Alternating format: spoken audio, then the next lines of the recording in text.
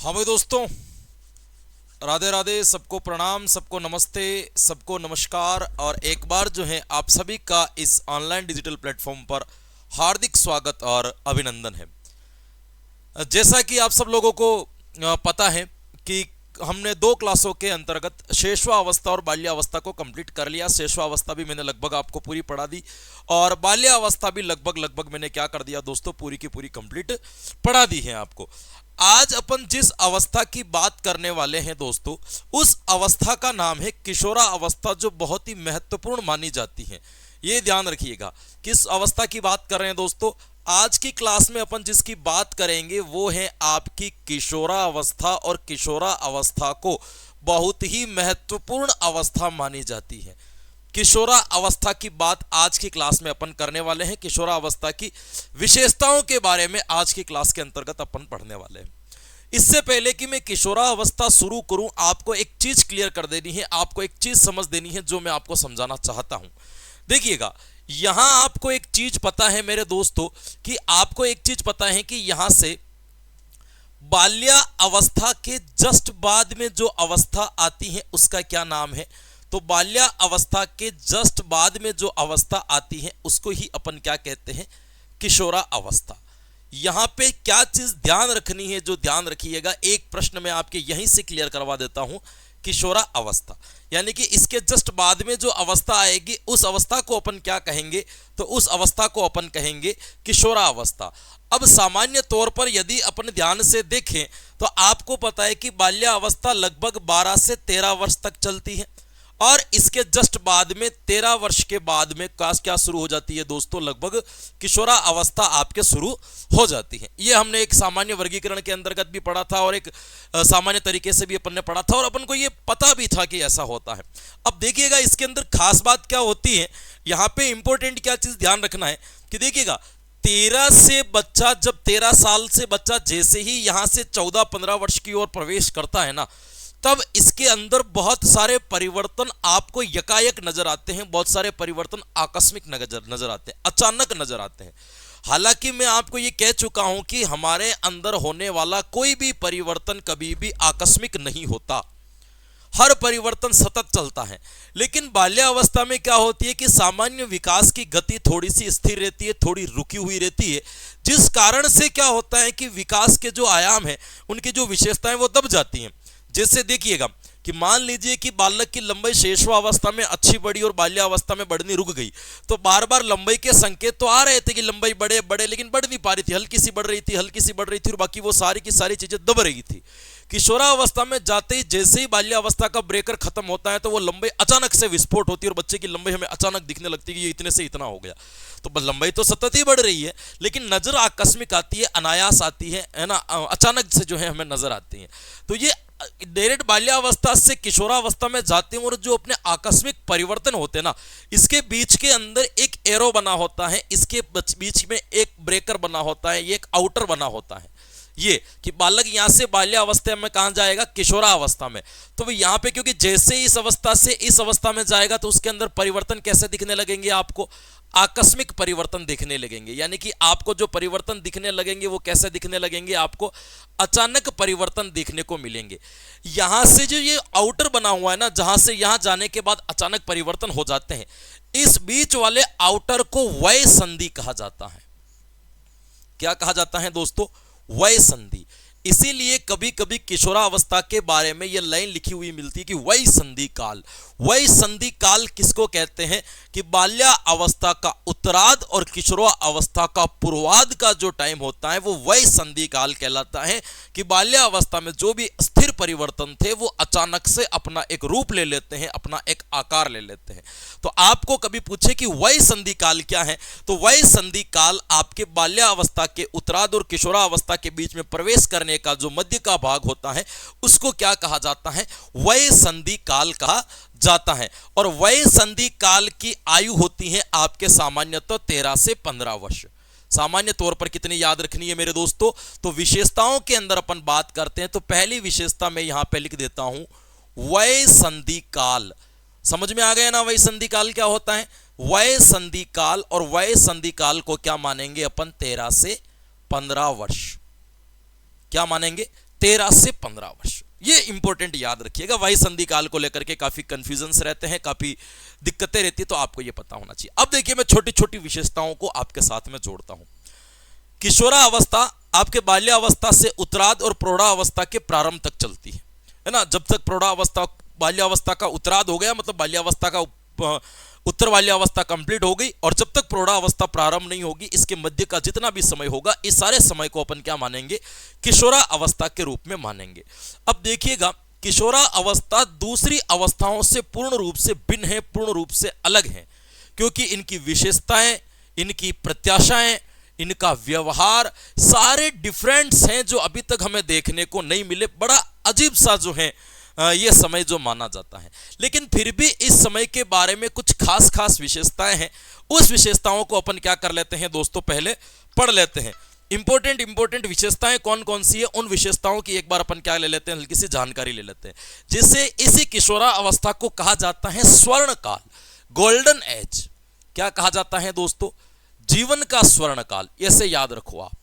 अब आपके दिमाग में आ रहा होगा कि इसको जीवन का स्वर्ण काल क्यों कहा जाता है, और आप जो सोच रहे हो कि उस वजह से इसको स्वर्ण काल कहा जाता है, तो मैं आपको बता दूं कि जो आप सोच रहे हो वो बिल्कुल गलत सोच रहे हो। उस वजह से इसको स्वर्ण काल नहीं कहा जाता है कि आप ये सोचते हो कि बच्चे यहाँ पे बड़े हो जाते, जो भी उनके प्रेम नाम का संवेग अधिक उत्तेजित होता है, उनसे जो भी क्रियाकलाप वगैरह करते हैं, उस वजह से इसको स्वर्ण काल कहते होंगे ना। होता क्या है कि इस अवस्था के अंदर ऐसे परिवर्तन होते हैं, और वो परिवर्तन भी परिपक्व होते हैं, और वही परिवर्तन परिपक्व होकर के हमारे भावी जीवन का निर्माण करते हैं, आगे आने वाले जीवन के लिए बहुत उपयोगी होते हैं। जैसे देखिएगा, इसी अवस्था में एक शारीरिक परिपक्वता आ जाती है। तो हमें जब तक अपना पूरा जीवन गुजारना है तो शरीर परिपक्व होना जरूरी है। इसी अवस्था में मानसिक परिपक्वता आ जाती है, तो हमें हमारे भावी जीवन के लिए मानसिक परिपक्वता भी जरूरी है। इसी अवस्था में संवेगात्मक परिपक्वता आ जाती है, हमारे भावी जीवन के लिए संवेगात्मक परिपक्वता भी क्या है, जरूरी है। तो यहाँ पे आपको ये इंपॉर्टेंट लाइन्स याद रखनी है कि इसको स्वर्ण काल कहा क्यों जाता है, गोल्डन एज कहा क्यों जाता है। तो गोल्डन एज कहने के पीछे सबसे बड़ा कारण है कि यहाँ पे जो परिपक्वता आती है वो हमारे आगे आने वाले जीवन को क्या कर देती है दोस्तों, अच्छा कर देती है, आगे आने वाले जीवन को थोड़ा सरल कर देती है। ये ध्यान रखना कि इस वजह से इसको क्या कहा जाता है, जीवन का स्वर्ण काल कहा जाता है, लाइफ की गोल्डन एज। कल बाल्यावस्था में भी एक स्वर्ण काल आया था, लेकिन उसमें क्या था, कौशल व क्षमताओं के विकास का स्वर्ण काल। और आज जो है वो क्या है, जीवन का स्वर्ण काल है ना। हमने लाइफ की गोल्ड एज जो है, गोल्डन एज जो है वो किसको मानी जाती है, इसी अवस्था को मानी जाती है। ये आपको समझ में आ गया होगा। इसी अवस्था को कहा जाता है जीवन की बसंत ऋतु, है ना, जीवन की बसंत ऋतु।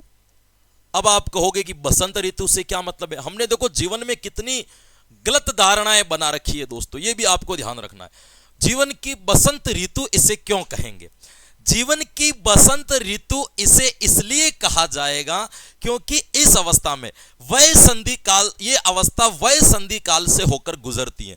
तो हमारे अंदर जो पुराने परिवर्तन होते हैं वो धीरे धीरे, जो जैसे मूर्त चिंतन का भाव होता है वो अमूर्त चिंतन में बदल जाता है, तार्किक चिंतन हमारा विकसित हो जाता है, विवेक विकसित हो जाता है, सोचने समझने की क्षमताएं विकसित हो जाती है, परिपक्वताएं आ जाती है। तो बाल्यावस्था में जो चीजें होती हैं जो गलत थी या जीवन के लिए ज्यादा महत्वपूर्ण नहीं, वो सारी की सारी जड़ जाती हैं और नई चीजें हमारे अंदर विकसित होती है। जैसे एक पेड़ से जो पुराने गले हुए पत्ते या पीले पड़ गए पत्ते या मुरझाए पत्ते या मरे हुए पत्ते जड़ जाते हैं और उसके ऊपर जैसे प्रकार से नए पत्ते आ जाते हैं, ठीक उसी प्रकार से किशोरा अवस्था में आने पर हमारे जीवन में कई प्रकार के परिवर्तन नवीनतम होते हैं। इसीलिए इसको बसंत ऋतु माना जाता है जीवन की। ये ना बसंत ऋतु में यही तो होता है कि अचानक से उसके अंदर परिवर्तन देखने को मिलते हैं। तो इसीलिए इस अवस्था को क्या माना गया है मेरे दोस्तों, बसंत ऋतु माना गया। कंसेप्ट क्लियर रखिएगा कि स्वर्ण काल क्यों कहते हैं, बसंत ऋतु क्यों कहते हैं। तो इसके पीछे ये कारण है कि इसको स्वर्ण काल कहा जाता है, बसंत ऋतु कहा जाता है ना। बाकी शिक्षक इनके कई उदाहरण देकर के आपको समझ, ध्यान रखना ये एक विषय है। मनोविज्ञान एक ऐसा विषय है जो गुणवत्ता के साथ में चलता है, सत्यता के साथ में चलता है। वो कभी भी ऐसे निम्न स्तर की बातें अपने सब्जेक्ट के अंदर कर ही नहीं सकता। यदि मनोविज्ञान ने कोई बात की है तो इसके पीछे जरूर कोई न कोई तर्क है, जरूर कुछ न कुछ कोई न कोई खास राज है, इसलिए यह बात कही गई है। बाकी ये बात कभी भी नहीं कही जाती। तो 3 पॉइंट हमारे सामने क्लियर हुए कि वही संधि काल जीवन का स्वर्ण काल, और इसे अपन क्या मानेंगे, जीवन की बसंत ऋतु हम इसको मानेंगे। दोस्तों इस अवस्था के अंदर आपको भी पता है जब हम किशोर थे, है ना, पहले तो अपने दिमाग से ये गलती निकाल दे कि हम किशोर थे, अब है नहीं है ना, हम प्रौढ़ावस्था के अंदर एंटर कर चुके हैं, लगभग सब 25 साल 26 साल क्रॉस कर चुके हैं। तो हमारी प्रारंभिक प्रौढ़ावस्था आ चुकी है, उसका प्रारंभ हो चुका है।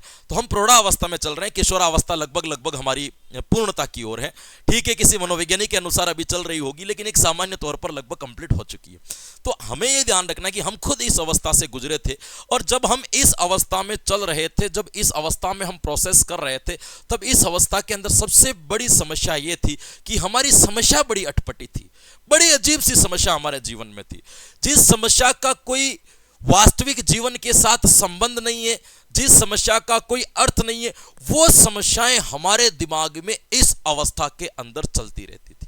जैसे देखिएगा, इस अवस्था के अंदर मान लीजिए कोई किशोर चल रहा है 17-18 साल का, या 18-19-20 साल का कोई बच्चा है। सामान्य तौर पर उस बच्चा या बच्ची कोई भी हो सकती है, उसको वो किसी से चैट करता था, बात करता था, सामने वाले ने उसको ब्लॉक कर दिया।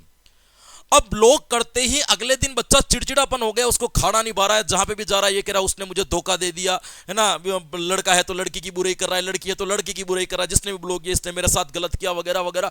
और इस समस्या को लेकर हम महीनों तक घूम रहे हैं कि मेरी इंसल्ट हो गई, मुझे ब्लॉक कर दिया। जबकि ये क्या समस्या है, किसी से आप बात कर रहे थे, ठीक था, बात कर रहे थे, आपने कुछ बात कही होगी, उसको बुरी लग गई होगी, या हो सकता है वो अब आपके विचारों के साथ समर्थन नहीं करता है, तो उसने बात करना बंद कर दिया। क्या ये एक समस्या का रूप हो सकता है? कोई समस्या का रूप नहीं हो सकता है। कर दिया इनकी मर्जी, हमारी भी तो मर्जी है ना।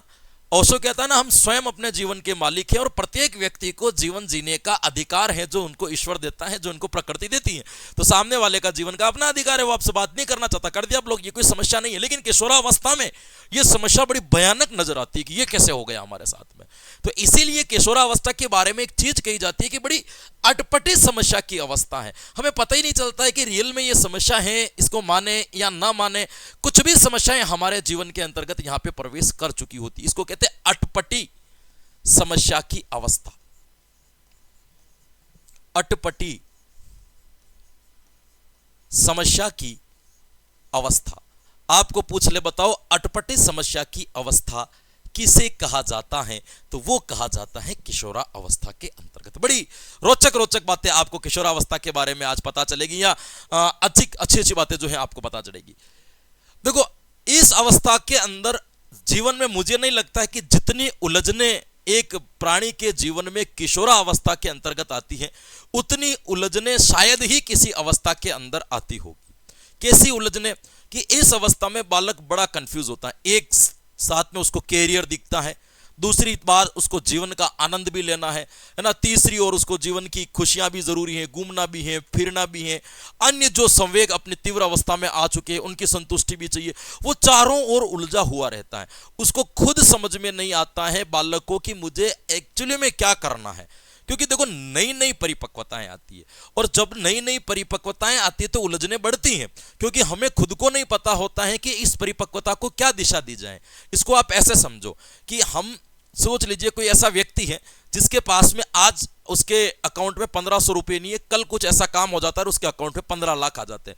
उसने जीवन में पहली बार 15 लाख रुपए को देखा है, तो वो देखते ही हड़बड़ा जाएगा कि इस पैसे का मैं क्या करूं, कार लूं, बाइक लूं, घर बना दूं, प्लॉट ले लूं, है ना, या मौज मस्ती में उड़ा दूं, घूमने चला जाऊं, ब्याज पे दे दूं, उससे ये उसको खुद नहीं पता, उलझता जा रहा है उस चीजों के अंदर। कारण क्या है? नया नया आया है।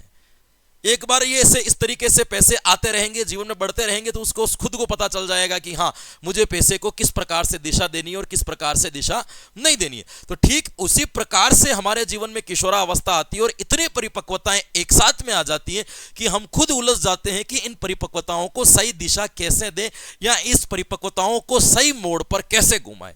ये बहुत जरूरी है ना। आपको पता है कि हेडो कमेटी बनी थी, है ना, साइकोलॉजी से जुड़ी हुई थी, जिसका नाम था हेडो कमेटी। तो हेडो कमेटी ने अपनी एक रिपोर्ट प्रस्तुत की थी और उस रिपोर्ट के अंदर ये बात लिखी थी कि 11-12 वर्ष की उम्र के पश्चात बालकों के अंदर एक ज्वार उठता है और वो ज्वार इतना ताकतवर होता है, उस ज्वार के अंदर इतनी शक्ति होती है, वो ज्वार इतना पावरफुल होता है कि यदि उस ज्वार को सही दिशा दे दी जाए तो एक बड़ी सफलता तक पहुंचा जा सकता है, और उस ज्वार को यदि सही दिशा नहीं मिले तो वो विनाश की ओर भी जा सकता है। यानी कि ये अवस्था वो है जिस पे आप दोनों काम कर सकते हो कि अपने जीवन का विकास भी कर सकते हो, अपने जीवन का विनाश भी कर सकते हो।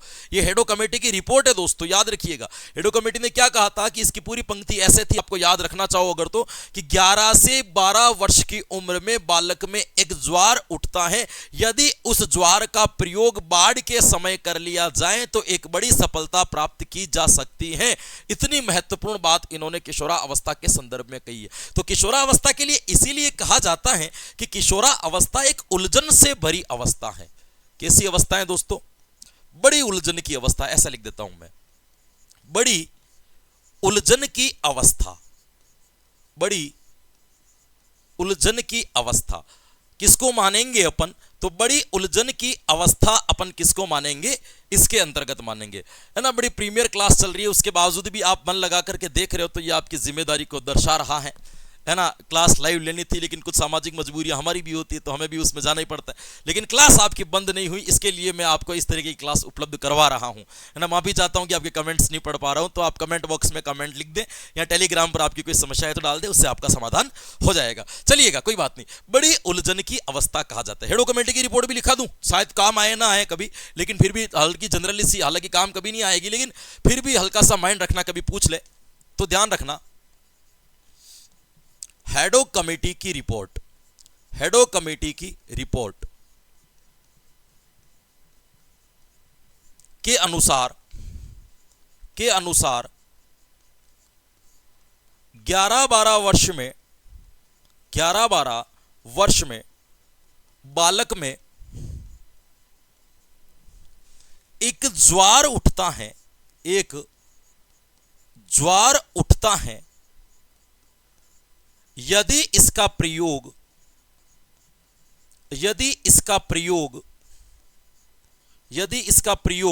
बाढ़ के समय कर लिया जाए, बाढ़ के समय कर लिया जाए, बाढ़ के समय कर लिया जाए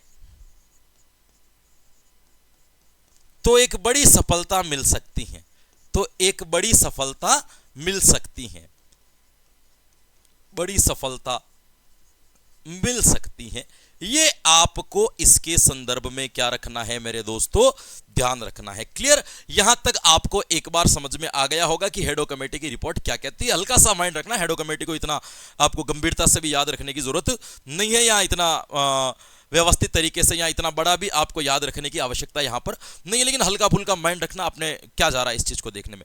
यहां पे आपको एक बार समझ में आ गया, इसको अटपटी अवस्था कहते हैं, बड़ी उलझन की अवस्था कहते हैं, बसंत ऋतु का अवस्था कहते हैं, और जीवन का क्या माना जाता है? स्वर्ण काल। एक चीज यहां पे किशोरावस्था में और देखने को मिलती है कि इस अवस्था में बालक वीर पूजा प्रारंभ कर देता है। वीर पूजा की अवस्था। आप कहोगे गुरुदेव ये वीर पूजा क्या होती है? तो ये वीर पूजा की अवस्था का मतलब है यहां पे रोल मॉडल, रोल मॉडल का अनुकरण, रोल मॉडल का अनुकरण। रोल मॉडल का क्या करने लग जाता है बालक? यहां पे अनुकरण। बालक क्या करता है? किसी भी एक सेलिब्रिटी, एक एक्टर को पकड़ेगा और वो एक्टर जिस प्रकार से रहता है, उसकी सेविंग जैसी है, उसके बाल जैसे हैं, वो जैसे ड्रेस कोड पहनता है, ठीक वैसा का वैसा वो अपनाएगा, उसकी एक्टिंग करने लगेगा, उसी की तरह अपने जीवन को जीने लगेगा। हालांकि रोल मॉडल किसी को भी माना जा सकता है, लेकिन रोल मॉडल सामान्यतः इस अवस्था में बालक एक सेलिब्रिटी को मानते हैं, जो सेलिब्रिटी हो चुके होते हैं उनको अपना क्या मान लेते हैं? रोल मॉडल मान लेते हैं। ये भी नए नए बच्चे आते हैं ना, आपको पता हो, है ना, जिस नई नई केवल बीएसटीसी के एग्जाम्स की तैयारी कर रहे हैं या कांस्टेबल वगैरह के एग्जाम की, जिसमें एज नहीं है, जिसमें 17-18 साल की हमारी एज चल रही है, 19 साल की एज चल रही है, तो उसमें बहुत सारे बच्चों को ये देखा होगा, वो टीचर्स के लिए ऐसे अपने यूट्यूब अकाउंट को ही ऐसा बना देते हैं, फलाने सर का लाडला, फलानी सर की लाडली, फलाने सर की दीवाना, फलाने सर की दीवानी, ऐसे अपने यूट्यूब आईडी को ही बना देते हैं उनका नाम। इसको कहते हैं वीर पूजा, है ना। ये शिक्षक का प्रभाव नहीं है, ये उनकी अवस्थाओं का प्रभाव है, जिसकी वजह से वो उनको एक रोल मॉडल मान चुका है कि मुझे अपने लक्ष्य तक पहुंचाने के लिए ये बंदा काफी है, ये मैडम काफी है, या एक सर काफी है। इसलिए जो है वो इस प्रकार की जो लाइनें लिखते हैं। तो हालांकि एक उम्र के बाद में ये चीजें रियलाइज हो जाती है और छूट जाती है। हम भी जब छोटे थे तो हम जो गांव में रहते थे तो हमारे पास में जितनी भी मूवी आती थी वो एक्शन मूवी आती थी, मारने पीटने वाली। तो हमारे जो फेवरेट एक्टर थे वो भी कौन से थे, मारने पीटने वाले थे।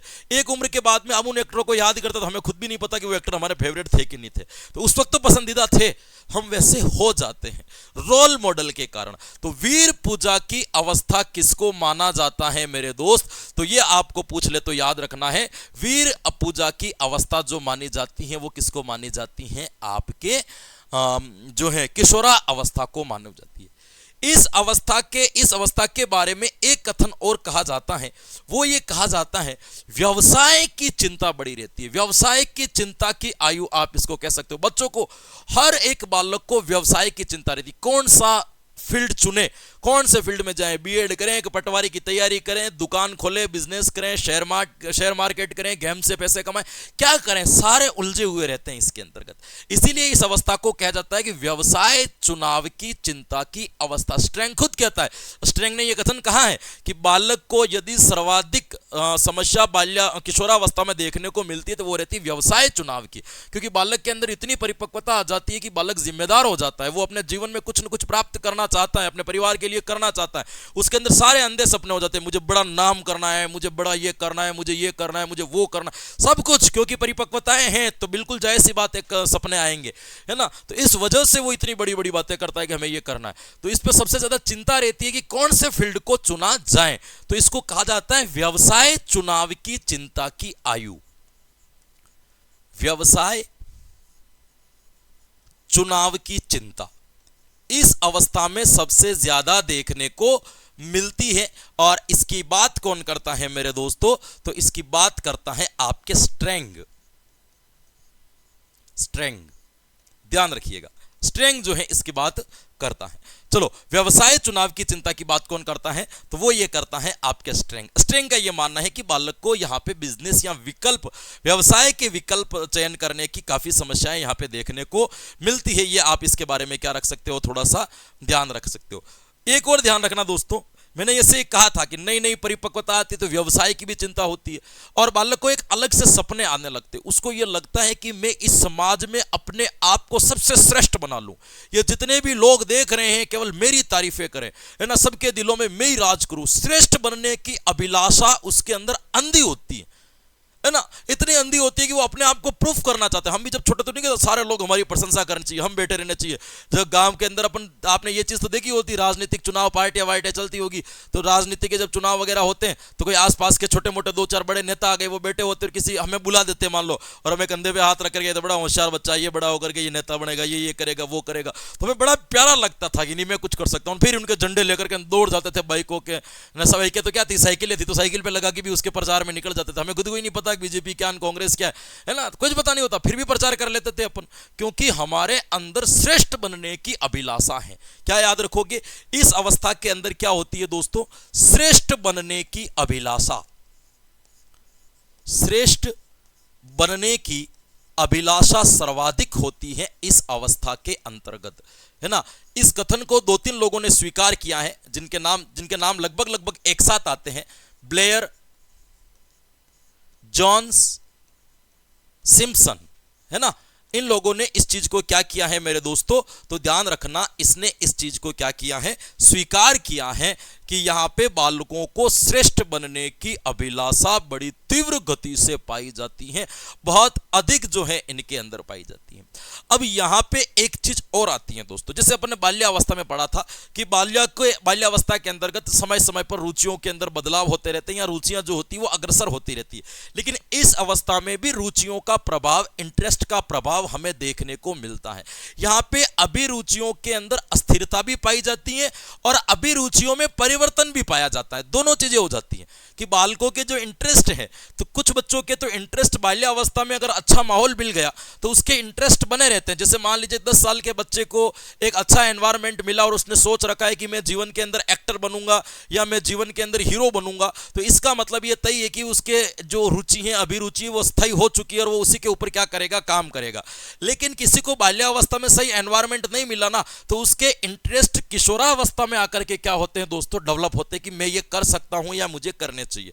हमें इस चीज का नहीं पता होता है, अपने आप आ जाते हैं। ये घटनाएं घटती और ये घटनाएं सत्य भी है, इसको मैंने भी महसूस किया है, क्योंकि हम लोग भी, मैंने कहा ना, हम गांव के अंदर पढ़े हुए थे, सरकारी स्कूलों में पढ़े हुए थे, इतना कुछ पता चलता नहीं था। तो सरकारी स्कूलों से पढ़ के पहली बार उदयपुर में आए तो इस कॉलेज के अंदर एडमिशन लिया, तो वार्षिक उत्सव था। और वार्षिक उत्सव पे जाकर के वहां के जो प्रिंसिपल सर थे, तो उन्होंने कह दिया कि आमेटा जो है एंकरिंग यही करेगा। और आपको जान करके आश्चर्य होगा, मैंने जीवन में पहली बार एंकरिंग का शब्द सुना था कि एंकरिंग क्या होती है। फिर घर आकर के पूछा मैंने, जो मेरे कजिन ब्रदर्स वगैरह थे जो प्राइवेट स्कूल्स वगैरह में पढ़ते थे, उनको आकर के मैंने पूछा ये एंकरिंग क्या होती है। उन्होंने कहा मंच का संचालन होता है। मैं कर लेंगे ना, क्या फर्क पड़ता है। तो थोड़ी बहुत बातें सीखी, शायरी लेकर सुखी, उस दिन संचालन किया, लोगों ने बड़ी प्रशंसाएं की, इंटरेस्ट जगा कि मैं तो ये कर सकता हूँ। अपने आप अभी रुचि आई, फील्ड बना दिया और इसी फील्ड में अपन काम करने लगे, सैकड़ों एंकरिंग कर ली। उसके बाद में अपने आप रुचियां जो है यहाँ पे जागृत होती है, परिवर्तित होती है। थोड़े दिन बाद पता चला कि हम तो कविताएं भी लिख सकते हैं, लोग कवि सम्मेलन करने भी शुरू हो गए, कविताएं लिखना शुरू कर दिया। फिर पता चला कि बोलने की कला है, ज्ञान है ना, सब्जेक्ट को पढ़ करके पढ़ा सकते हैं, लो पढ़ाना भी अपन ने शुरू कर दिया। हर एक चीज एक उम्र के साथ में परिवर्तित होती है, लेकिन किशोरावस्था के अंदर एक नई रुचियां भी मिलती है, नए इंटरेस्ट भी बनते हैं और इंटरेस्टों के अंदर क्या होती है दोस्तों, परिवर्तन होती है। अब वैलेंटाइन यहां पे एक बात कहता है कि लगभग बालकों के अंदर, बालक और बालिकाएं जो होती हैं किशोरावस्था में, इनके इंटरेस्ट, कुछ इंटरेस्ट समान भी होते हैं और कुछ इंटरेस्ट क्या होते हैं, असमान भी होते हैं। कुछ रुचियां ऐसी होती है जो बालक और बालिकाओं में कॉमन होती है और कुछ रुचियां ऐसी होती है जो बालकों में अलग होती है और बालिकाओं में क्या होती है, अलग होती है। जैसे देखिएगा, बालक बालिकाओं की समान रुचियां, इस अवस्था में मूवी देखना अच्छा लगता है, किताबें पढ़ना अच्छा लगता है, उपन्यास पढ़ना अच्छा लगता है ना, इस तरीके की ऑपोजिट जेंडर के साथ में रहना हमें अच्छा लगता है। ये रुचियां जो है वो क्या है कि कॉमन। लेकिन कॉमन के अलावा कुछ विविध, जैसे लड़कियों के अंदर अलग ही प्रकार के इंटरेस्ट जो है यहाँ पे क्रिएट होते हैं, जैसे रंगोली बनाना। अब ये रंगोली बनाने का टैलेंट लड़कों के अंदर कभी भी नहीं आ सकता, ये इंटरेस्ट केवल उन्हीं बालिकाओं के अंदर क्या होगा, क्रिएट होगा। घर के अंदर दिवाली के अंदर साफ सफाई कर रहे हैं तो कलर से लेकर के कुछ करना, कमरे को सजाना, है ना, कुछ जो वेस्टेज सामग्री होती है, मटेरियल होता है, उससे कुछ उपयोगी सामग्री बना करके घर को डेकोरेट करना, ये लड़कियों के अंदर स्पेशली क्या होती है, विकसित होती है। लड़कों के अंदर अलग सी आदतें विकसित होती है ना, साइकिलें खराब हो जाए तो उसको कैसे ठीक करना, मोटरसाइकिलें खराब हो जाए तो उसको कैसे ठीक करना, है ना, जो ट्रैक्टर चलाने सीखने गाँव के अंदर रह रहे हो तो उनको अलग ही प्रकार के इंटरेस्ट क्रिएट होते हैं। तो वैलेंटाइन का ये मानता है कि इस अवस्था में कुछ समानताएं, रुचियों के अंदर बालक बालिकाओं में समानताएं भी होती हैं और कुछ रुचियों में उनके अंदर असमानता भी हमें देखने को मिलती है। तो इसको कहा जाता है रुचियों में अस्थिरता एवं परिवर्तन। इस अवस्था में क्या होता है दोस्तों, अभिरुचियों में अस्थिरता व परिवर्तन, अस्थिरता व परिवर्तन, यह भी आपके किशोरा अवस्था की क्या मानी जाएगी, एक विशेषता मानी जाएगी। इसके अंदर आप ऐसे लिख सकते हैं, वो क्या लिख सकते हैं अपन, वैलेंटाइन के अनुसार, इसका रियल नाम तो वैलेंटाइन है लेकिन वैलेंटाइन कहते तो अपन भी यही लिखेंगे। वैलेंटाइन के अनुसार किशोरा अवस्था में बालक बालिकाओं में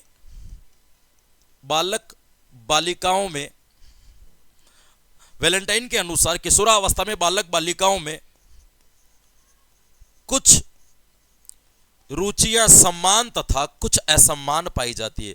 कुछ रुचियां समान व कुछ असमान पाई जाती हैं, कुछ असमान पाई जाती हैं, कुछ कॉमन भी होती है और कुछ क्या होती हैं, आपके पाई जाती हैं। ये आपको ध्यान रखना है। लगभग 15 वर्ष तक इंटरेस्ट के अंदर अस्थायी भाव आ जाता है, ये भी याद रखना चाहो तो रख सकते हो। 15 वर्ष की आयु में लगभग सभी बच्चों को अपने इंटरेस्ट के बारे में पता चल जाता है और उनको एक रियलाइज हो जाता है कि मुझे जीवन में किस प्रकार से काम करना है और किस प्रकार से काम नहीं करना है। ये भी इस अवस्था के अंतर्गत हमें पता चल जाता है। देखो, इस अवस्था का एक और बड़ा परिवर्तन मैं आपको पढ़ाता हूं, बड़ा अच्छा परिवर्तन भी है। इस अवस्था के अंतर्गत मित्रता जो है ना, अस्थिरता में बदलती है। बाल्यावस्था में हम कैसे दोस्त बनाते थे, बाल्यावस्था में हम ऐसे दोस्त बनाते थे जो खोखले मित्र होते थे, जिनके साथ में कोई उद्देश्य की बात नहीं होती थी, जिनके साथ में जीवन को लेकर के किसी खास विषय पर बातचीत नहीं होती थी, ऐसी खोखली मित्रता होती थी। लेकिन किशोरावस्था में हम कुछ मित्रों को ऐसा चयन कर लेते हैं, कुछ मित्रों को ऐसा छांट लेते हैं जो हमारे जीवन के लिए विशेषकर उपयोगी बन जाते हैं। आप सब लोगों के भी 2 या 3 मित्र ऐसे होंगे जिनके साथ में आप सारी बातें खुल करके कर देते हो। ये ध्यान रखना, ये किशोरावस्था में होता है। एक और मनोविज्ञान बता रहा हूं मैं, सिंपल सा, ये मेरा अपना रिसर्च है, मैं आपको बता रहा हूं। सामान्य तौर पे देखिएगा, मित्रता की संख्या है ना, सम नहीं होती है, विषम होती है। सम कम मिलती है, विषम ज्यादा देखने को मिलेगी। कैसे? या तो 3 मित्र होंगे आपस में बड़े घनिष्ठ होंगे, या फिर 5 मित्र होंगे वो आपस में घनिष्ठ होंगे। 2, 4, 6, 8 इस तरह की जो संख्याएं होती है उनमें घनिष्ठता कम पाई जाती है। लेकिन जो विषम होते हैं ना, उनके अंदर घनिष्ठताएं ज्यादा पाई जाती है। आपके साथ में भी सामान्य तौर पर होगा, एक आप और आपके 2 और घनिष्ठ मित्र होंगे, 3 का जो है कॉम्बो बना हुआ होगा, 3 चीजें एक साथ चलेगी, या फिर 5 मित्रों की संख्या एक साथ चलेगी। ऐसा क्यों होता है? हमारे शास्त्रों में भी देखिए ऐसे ही होता है ना, जैसे त्रिदेव है ना, पंचदेव, नव दुर्गा, ऐसा क्यों कहा जाता है? उनको कभी नहीं पूछा है कि आपके 4 या 5 या ऐसे कहा जाए, है ना। अंगों के नाम हो सकते हैं चतुर्मुख वगैरह, लेकिन इनके नाम भी 3, 5, 9 क्यों होते हैं? इसके पीछे एक कारण होता है कि विषम लोगों के अंदर क्या होता है कि ऑप्शंस नहीं बचते हैं। जैसे देखिएगा, हम 3 मित्र हैं, तो मेरे और मेरे खास मित्र के बीच में किसी चीज के ऊपर मनमुटाव हो गया, हम दोनों ने बोलना बंद कर दिया, तो तीसरा एक बच्चा है ना, उसके पास ऑप्शन खत्म हो जाता है। वो न तो मेरी तरफ आएगा न उनकी तरफ जाएगा, तो वो आगे पीछे जाकर के दोनों के बीच में सामंजस्य बनाएगा और तीनों को क्या रखेगा? साथ रखेगा। इसीलिए यह माना जाता है कि विषम मित्रीय जो होती है वो कभी घनिष्ठ होते हैं, और सामान्य तौर पर किशोरावस्था में 3 लोगों का ग्रुप सबसे अच्छा बनता है, 3 दोस्तों का ग्रुप सबसे बढ़िया बनता है, ऐसा माना जाता है। और यह बात थोड़ी जो है कहीं ना कहीं प्रूव भी होती है। तो यहां पे ध्यान रखना कि किशोरावस्था में हमारी मित्रता खोखली नहीं होती, बल्कि हमारी मित्रता कैसी हो जाती है? घनिष्ठ और व्यक्तिगत। व्यक्तिगत का मतलब कुछ लोगों को हम सिलेक्ट कर लेते हैं कि बस यही हमारे खास लोग हैं और इनके साथ में हमारे जीवन की खास बातें करनी है, बाकी किसी से हमें कोई खास ज्यादा विशेष मतलब या संबंध हम नहीं रखते। तो यह ध्यान रखना किशोरावस्था की एक और विशेषता के बारे में कि इस अवस्था में घनिष्ठ व व्यक्तिगत मित्रता का भाव आ जाता है। व्यक्तिगत मित्रता का भाव आ जाता है। घनिष्ठ और व्यक्तिगत मित्रता का भाव जो है हमें इस अवस्था के अंतर्गत देखने को मिलता है। यह भी हमें क्या रखना है दोस्तों? ध्यान रखना है।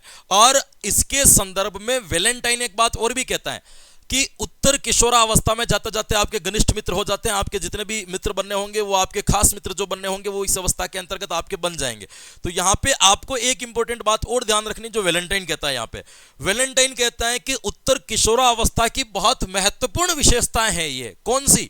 घनिष्ठ और व्यक्तिगत मित्र बनाना, एक अच्छे दोस्त बनाना, यह सबसे महत्वपूर्ण विशेषता को इन्होंने माना है। तो आप इसके संदर्भ में एक कथन यह भी याद रख सकते हो। क्या याद रख सकते हो? वैलेंटाइन के अनुसार, किसके अनुसार दोस्तों? वैलेंटाइन के अनुसार, वैलेंटाइन के अनुसार यह उत्तर किशोरावस्था की, उत्तर किशोरावस्था की, उत्तर किशोरावस्था की महत्वपूर्ण विशेषता है, महत्वपूर्ण विशेषता है। ये आप इसके संदर्भ में याद रख सकते हो। किसने कहा था? तो ये कहा था आपके वैलेंटाइन ने। देखो किशोरावस्था में कितने अजीबोगरीब, अभी तक तो मैंने खास चीजें तो पढ़ी ही नहीं है, नॉर्मल बातें बता रहा हूं अभी तक मैं आपको, बहुत बेसिक बातें जो आपके जीवन के अंदर बनी हुई है। इस अवस्था के अंतर्गत हमें एक और चीज देखने को मिलती है जिसका नाम है व्यवहार में भिन्नता। व्यवहार में भिन्नता। इस अवस्था के अंतर्गत हमें व्यवहार में, हमारा मूड सबसे ज्यादा खराब इसी अवस्था में होता है, व्यवहार में भिन्नता। कभी कभी हम बहुत उत्साही होते हैं, बहुत जोशीले होते हैं, कभी कभी हम बिल्कुल निष्क्रिय होकर के बैठ जाते। कभी कभी तो अब तो मैं जीवन में ये करके बताऊंगा, कौन है ना, कोई ये कहता नहीं कि पढ़ाई वढ़ाई नहीं करता, ये नहीं करता वगैरह, इस बार तो मैं मेरिट में आकर के बताऊंगा। 3 दिन तक तो भरपूर जोश चलता है, चौथे दिन निष्क्रिय हो जाते हैं। यानी कि एक बार उत्साह, एक बार वापस क्या आगे निष्क्रियता। कभी कभी बहुत ज्यादा खुश हो जाते और कभी कभी बिल्कुल ही क्या हो जाते, मायूस हो जाते। कभी कभी किसी से बहुत प्रेम से बात करते और कभी कभी उससे क्या हो जाते, अपने भरपूर झगड़े हो जाते हैं। ये व्यवहार भी हमें किशोरावस्था में देखने को मिलता है। इसके पीछे कारण क्या है, ऐसा क्यों होता है व्यवहार में परिवर्तन? वही परिपक्वता है ना। सारी परिपक्वताएं एक साथ आती है तो वो सामंजस्य स्थापित नहीं करने देती। इसकी वजह से व्यवहार में समय समय पर हमें क्या देखने को मिलते हैं, बड़े बड़े परिवर्तन जो है हमें इस अवस्था के आसपास देखने को मिलते हैं। ये भी आप इसके संदर्भ में ध्यान रख सकते हो, या ये भी इस संदर्भ में आपको पता होना चाहिए। एक और बात करते हैं कि मैंने आपको पहले यह बताया था कि शेषवा अवस्था के अंतर्गत शारीरिक और मानसिक विकास की गति बड़ी तीव्र होती है। शारीरिक और मानसिक विकास बहुत फास्ट होते हैं। बाल्यावस्था में जाकर के आपके शारीरिक विकास और मानसिक विकास रुक जाते हैं और किशोरावस्था में शारीरिक और मानसिक विकास की गति क्या हो जाती है, तीव्र हो जाती है। तो एक विशेषता हमें वापस यहां पे याद रखनी है कि शारीरिक विकास की गति तीव्र, शारीरिक विकास की गति क्या हो जाती है, तीव्र, तेज गति से फिर से क्या होने लगता है, हमारा शारीरिक विकास अचानक से लंबाई बढ़ने लग जाती है, अचानक से जो है ये बढ़ने लग जाता है, और अचानक से जो है वजन बढ़ने लग जाता है ना, चेहरे जो है फूलने लग जाते हैं, सर बड़े। तो पूरे की पूरी बॉडी के अंदर हमें क्या देखने को मिलते हैं, किशोरा अवस्था के अंतर्गत एक प्रकार का चेंजेस देखने को मिलता है। और जैसे ही आपको पता है कि शेषवावस्था में जब बॉडी का विकास होता है, फिजिकली डेवलपमेंट होता है, तो हम तो इतने समझदार होते नहीं है कि इस फिजिकल डेवलपमेंट को सही दिशा भी दे सकते हैं। लेकिन किशोरावस्था में हमें यह पता चल जाता है कि अब जो शारीरिक विकास हो रहा है इसको हम सही दिशा में स्थानांतरित कर देते हैं। तो यहां पे काल्सेनिक कहता है कि किशोरा अवस्था में बालक बालिकाओं को या किशोर या किशोरियों दोनों में ना शरीर की विशेष चिंताएं रहती हैं, शरीर के ऊपर बहुत ध्यान देते हैं। जैसे लड़कों की बात करें तो वो इसी अवस्था में नया नया जो जिम जनाए है ना, जाएंगे वहां पे डंबल मारेंगे, पूरी ना सुबह सुबह आएंगे, एक आगड़ी गाजर वगैरह के जो गट्टे वगैरह होते हैं वो खाएंगे, खाने को थोड़ा कम करेंगे, चाय छोड़ेंगे, रात को दूध पिएंगे, कि उसको लगता है बॉडी एकदम परफेक्ट बननी चाहिए, रनिंग वनिंग करेंगे, फिट रखने का प्रयास करेंगे। किशोरावस्था के अंदर सबके अंदर ये हुआ होगा एक बार जोश कि 18-20 साल के हो गए, अब तो बॉडी अपन को क्या करनी है, बेहतरीन बनानी, उसके ऊपर जो है ध्यान देना शुरू कर देते हैं। तो ये क्या है कि शरीर को लेकर एक चिंताएं हैं कि विकास हो रहा है, मांसपेशियों को सही दिखा दे, डंबल उम्बल निकाले थोड़े से बढ़िया लगेंगे लोगों को, ये चिंताएं रहती है। लड़कियों को भी आपने देखा होगा, उनमें भी अलग प्रकार की चिंताएं रहती है। जैसे वो जैसे ही बाल्यावस्था तक उनको कुछ पता नहीं पड़ता है, जैसे ही किशोरावस्था के अंदर प्रवेश करती तो उनको आपने अधिकांश लड़कियों को देखा होगा वो अपने मुंह को पूरे कपड़े से बांध करके चलती है, धूप में चलती है। तो क्योंकि उनको पता है कि इसके चेहरे का रंग जो है वो क्या नहीं हो जाना चाहिए, धूप की वजह से फीका नहीं हो जाना चाहिए। ये किसकी चिंता है, आपके शरीर की चिंता है। समय समय पर जो भी ब्यूटी प्रोडक्ट्स होते हैं उनका समय समय पर वो क्या करते रहते हैं, अपने अपने तरीके से यूज करते रहते हैं। सारी चीजों का वो क्या रखते हैं, यहाँ पे ख्याल रखते हैं कि ये चीज है ना, ऐसे पौष्टिक पदार्थ जिनसे चेहरे की चमक बढ़ती है तो वो उनको क्या करते हैं, खाना शुरू कर देते हैं। तो ऐसी चीजों के ऊपर बालक और बालिकाओं को दोनों को किशोरावस्था में अपने शरीर को लेकर के एक विशेष प्रकार की चिंता सताने लगती है और वो शरीर को लेकर के एक विशेष प्रकार का ध्यान भी देने लगते हैं। ये बात कौन कहता है मेरे दोस्तों, तो ये कहता है काल्सेनिक। तो आपको ये पूछ लिया जाए कि किशोरावस्था में किशोर और किशोरियों दोनों को शरीर और स्वास्थ्य की विशेष चिंताएं रहती हैं और इसके ऊपर वो कार्य भी करते हैं, ये भी किशोरावस्था की एक बड़ी विशेषताएं हैं जो काल्सेनिक के अनुसार अपन याद रख सकते हैं। तो ये भी आपको पता होना चाहिए काल्सेनिक क्या कहता है। तो यहां पे एक कथन और लिख देता हूं मैं, काल्सेनिक के अनुसार, किसके अनुसार दोस्तों, काल्सेनिक के अनुसार किशोरा अवस्था में किशोर व किशोरियों को, किशोर व किशोरियों को शरीर व स्वास्थ्य की विशेष चिंताएं रहती हैं, विशेष चिंता रहती हैं। ये कौन कहता है, तो ये कहता है आपके काल्सेनिक, जो आपको क्या रखना है, इसके बारे में ध्यान रखना है। तो शारीरिक विकास भी इस अवस्था में आते आते क्या हो जाता है हमारे दोस्तों, तीव्र होने लगता है और ये परिवर्तन हमें जो है दोस्तों देखने को मिलता है। इसी अवस्था के अंतर्गत हमारा मानसिक विकास भी फिर से क्या हो जाता है दोस्तों, तीव्र। मानसिक विकास की गति भी क्या हो जाती है, बढ़ जाती है। मानसिक विकास क्या होने लगता है? मानसिक विकास भी हमारा तीव्र गति से होने लगता है। तीव्र गति से मानसिक विकास जो बाल्यावस्था में रुक गया था वो अब क्या होता है? तीव्र गति पकड़ लेता है। तेज गति से जो है दोस्तों उनका मानसिक विकास होना प्रारंभ हो जाता है। इसके लिए भी कॉलसेनिक ने कहा है, शारीरिक विकास के लिए भी कहा और मानसिक विकास के लिए भी कॉलसेनिक ने कहा है। कॉलसेनिक ने यह कहा कि किशोरा अवस्था के अंतर्गत बालकों के अंदर जो मानसिक विकास होता है उसके अंदर मानसिक जिज्ञासा का विकास सबसे ज्यादा हो जाता है। मानसिक जिज्ञासा का विकास का मतलब क्या हो जाता है कि वो मेंटली हर चीज को जानना चाहते हैं। जैसे कोई राजनीतिक कार्यक्रम हो, कोई सामाजिक कार्यक्रम हो, कोई आर्थिक समस्याएं हो, देश विदेशों से अंतरराष्ट्रीय संबंध हो, इनके अंदर इनका इंटरेस्ट बढ़ता है। वो राजनीति में इन्वॉल्व होना चाहते हैं, सोशल प्रोग्राम है, कोई सामाजिक प्रोग्राम है, कोई भी धार्मिक यात्राएं निकल रही है या कोई भी अन्य सोशलिटी का प्रोग्राम है उसके अंदर वो इन्वॉल्व होना चाहते हैं, है ना। देश की आर्थिक स्थिति, घर के अंदर कोई बड़ा काम है जिसका मैनेजमेंट, मनी मैनेजमेंट होता है, शादी हो रही है तो पैसे का मैनेजमेंट होता है, तो बच्चे चाहते हैं कि हमें दे 5-50 लाख रुपए के ये सामान लेकर के आओ तो हम पूरा हिसाब ला करके दे, कम पैसों में दे, उनको पूरा समझे। ऐसी उनके अंदर प्रत्याशाएं जगती है। भारत का दूसरे देशों के साथ में कैसा संबंध है ना, उनको जानने के अंदर रुचि आती है। तो कॉलसेनिक कहता है कि मानसिक जिज्ञासा इस अवस्था के अंतर्गत सर्वाधिक उत्तेजित होती है, सर्वाधिक जागृत हो जाती है, या आप यूं कह सकते हो कि सबसे ज्यादा यहां पे क्या हो जाती है? विकसित हो जाती है, जिसकी वजह से बालक सामाजिक कार्यों में, आर्थिक कार्यों में, राजनीतिक कार्यों में, अंतरराष्ट्रीय संबंधों में आदि के अंदर वो क्या जमाने लगता है दोस्तों? अपना इंटरेस्ट पैदा करने लग जाता है। ये एक मानसिक विकास का यही कारण है कि जिस प्रकार से शेषवा अवस्था में बालकों में कल्पनाएं ज्यादा होती है, ठीक उसी प्रकार से आपके अपने जो किशोरा अवस्था होती है उसमें भी कल्पनाएं बढ़ जाती है, लेकिन कल्पनाओं में अंतर आ जाता है। पहले जो कल्पनाएं होती थी वो निरर्थक होती थी, अब जो कल्पनाएं होती वो अर्थपूर्ण होती है, क्योंकि बालक के पास मूर्त और अमूर्त दोनों प्रकार के चिंतन करने की शक्ति उपलब्ध है। कि बालक मूर्त चिंतन भी कर पा रहा है और कौन सा चिंतन कर पा रहा है? आपके अमूर्त चिंतन भी कर पा रहा है। दोनों प्रकार की शक्तियां उसके पास में विद्यमान है। तो कल्पना करने के तरीकों में क्या हो जाता है मेरे दोस्तों? बदलाव हो जाता है। यह आपको ध्यान रखना। कल्पना तो करेगा लेकिन कल्पना अलग में पैसे वाला बन रहा वगैरह वगैरह, मतलब ये कैसे दिवा स्वप्न आ जाता है। दिन में सपने देखना बालक शुरू कर देता है, कुछ भी इनको, क्योंकि उनकी उत्तेजना बहुत ज्यादा होती है। जैसे मान लो कि नई नई नौकरी का ऑफर मिल गया बच्चे को, 20 साल की उम्र में नौकरी का ऑफर मिल गया, बस घर पे आते ही कान में एयरफोन लगाएंगे, गाना सुनना शुरू कर देंगे और गाने सुनते सुनते कल्पनाएं कर रहा है मेरे नौकरी लग गई, पहली सैलरी आ गई, पिताजी को ला करके दे रहा हूं, वो बड़े खुश हैं, मैं नए कपड़े ले आया, नई घड़ी ले आया, शादी होगी, बच्चों के सारे सपने देखने लग जाएगा अपने आप। दिवा स्वप्न का देखना क्या कर देता है? शुरू कर। बड़ी जल्दी आशाएं होती है। आप कभी इस चीज को देखें, एक तो विपरीत लिंगी आकर्षण भी होता है इस अवस्था के अंतर्गत।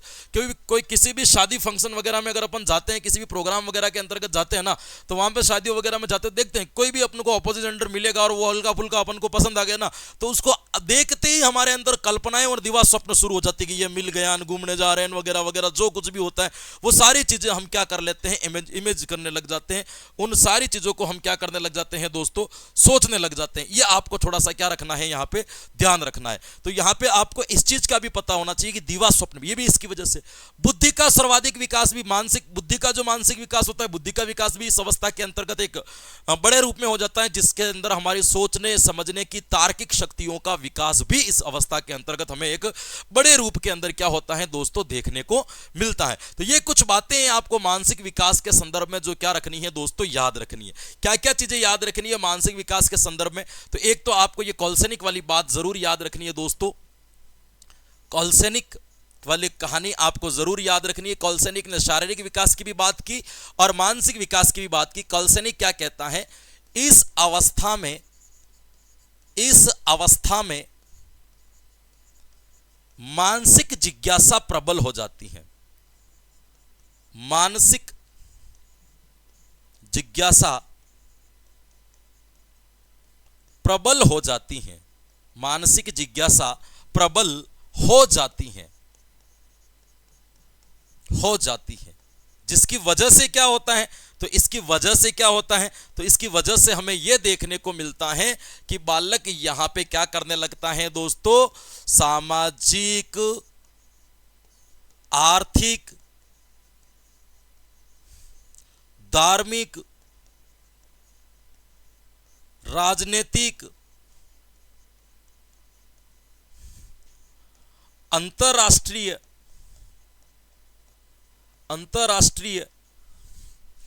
विषयों पर रुचि लेने लगता है। विषयों में रुचि लेने लगता है। ये भी आप कह सकते हो कि रुचि लेने लगता है। ये भी इसी अवस्था की क्या मानी जाएगी, विशेषता मानी जाएगी। इसके अलावा मानसिक विकास में अपन और क्या क्या याद रख सकते हैं, तो यहां पे बालक के अंदर क्या होती है दोस्तों, कल्पनाशीलता बढ़ जाती है, कल्पनाशीलता में वृद्धि। बालक यहां पे क्या करने लग जाता है, दिन में सपने देखने लग जाता है, दिवा स्वप्न में क्या हो जाती है, दिवा स्वप्न की आदत यहां पे विकसित हो जाती है। ये भी अपन कह सकते हैं। और क्या याद रखेंगे, बुद्धि का मानसिक विकास या बुद्धि का विकास इस अवस्था में सर्वाधिक हो जाता है, बुद्धि का विकास यहां पे हो जाता है।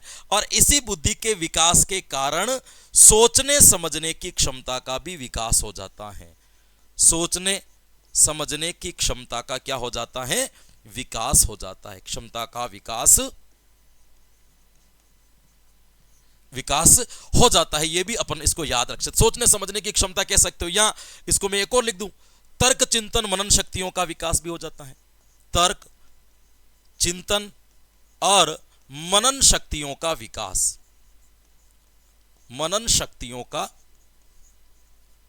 विकास भी इसके अंतर्गत हो जाता है। क्लियर, यहां तक आपको एक बार मोटे मोटे तौर पर चीजों को क्या रखना है मेरे दोस्तों, याद रखना। एक बार अपन रिवीजन कर लेते हैं, उसके बाद में अपन फिर अपन आगे और बढ़ते हैं कि अभी हमने क्या पढ़ना शुरू किया था दोस्तों, हमने पढ़ना शुरू किया किशोरा अवस्था। मैंने बहुत बेसिक चीजें बताई, मेन बातें जो है वो तभी तक बताना बाकी है आपको, लेकिन फिर भी ध्यान रखना इसके अंदर क्या क्या चीजें मैंने आपको बताई अभी तक। पहला आपको याद रखना है कि इस अवस्था को वय संधि काल 13 से 15 वर्ष तक माना जाता है, जीवन का स्वर्ण काल कहते हैं, जीवन की बसंत ऋतु इसे कहते हैं, अटपटी समस्या की अवस्था मानी जाती है, बड़ी उलझन की अवस्था मानी जाती है। इसके ऊपर हेडो कमेटी ने एक रिपोर्ट दी थी, उसके अंदर इन्होंने बताया था कि 11 से 12 वर्ष के बालक में एक प्रकार का ज्वार उठता है और उस ज्वार का प्रयोग यदि बाढ़ के समय में कर लिया जाए तो बालक को एक सही दिशा मिल जाएगी और उसको एक सफलता भी मिल सकती है। वीर पूजा की भावना यहां पे विकसित हो जाती है, रोल मॉडल बच्चे जो है लोगों को मानना शुरू कर देते हैं।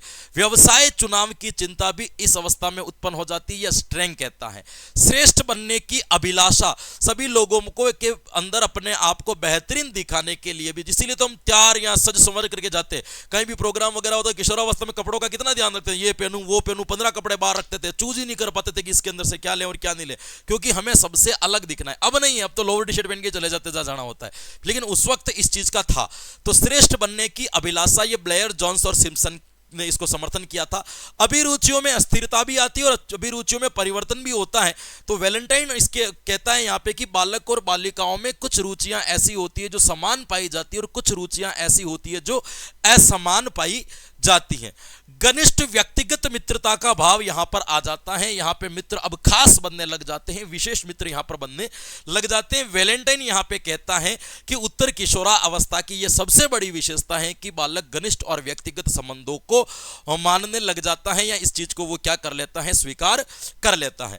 इसके बाद में अपन बात करें तो व्यवहार में भिन्नता यहां पे देखने को मिलती है ना, अलग अलग प्रकार से, कभी उग्र होना, कभी शांत होना, कभी खुशी होना, कभी दुखी होना, कभी हताश होना, कभी निराश होना, कभी प्रत्याशाएं अधिक होना, कभी आशाएं अधिक होना, ऐसे देखने को मिलता है।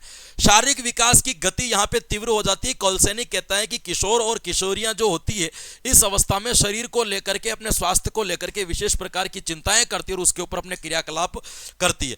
मानसिक विकास की गति भी यहां पे तीव्र हो जाती है। कोलसेनी कहता है कि इस अवस्था में मानसिक जिज्ञासाएं प्रबल हो जाती हैं, जिसकी वजह से बालक राजनीतिक कार्यों में, धार्मिक कार्यों में, सामाजिक कार्यों में, अंतरराष्ट्रीय संबंधों में आदि में बालक अपनी रुचि दिखाना क्या कर देता है, प्रारंभ कर देता है। और इसके साथ साथ में मानसिक विकास हो जाता है तो बालक की कल्पनाओं में वृद्धि होती है, दिवा स्वप्न जो है बालक देखना शुरू कर देते हैं, बुद्धि का विकास यहाँ पे जो है उनका हो जाता है, सोचने समझने की क्षमता का यहाँ पे विकास हो जाता है, तर्क चिंतन और मनन शक्तियों का पे भी यहाँ पे क्या हो जाता है मेरे दोस्तों, विकास होना प्रारंभ हो जाता है।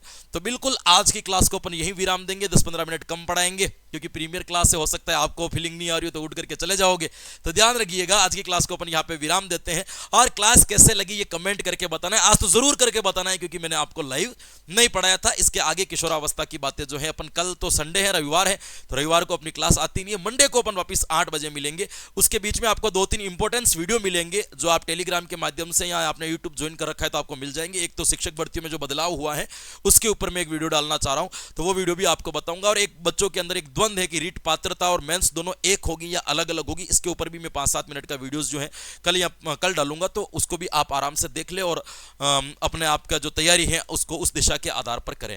तो बिल्कुल आशा करता हूं कि आज की क्लास में जो कुछ भी पढ़ा, जो कुछ भी जाना, जो कुछ भी समझा, जो कुछ भी सीखा, वो लंबे समय तक आपके मस्तिष्क के अंदर संचित रहेगा और आने वाली प्रतियोगी परीक्षाओं के अंदर लाभकारी हितकारी सिद्ध होगा, ऐसी मैं आशा करता हूं, ऐसा मुझे विश्वास है। तो बिल्कुल हंसते रहें, मुस्कुराते रहें, प्रसन्नचित्त रहें, आनंद में रहें, मजे लेते रहें, लेकिन साथ साथ में अपनी पढ़ाई को भी जोरों और शोरों से जारी रखें। कल फिर मिलेंगे कुछ नए कंटेंट के साथ में, तब तक के लिए मुझे दीजिए आज्ञा। राधे राधे, जय हिंद।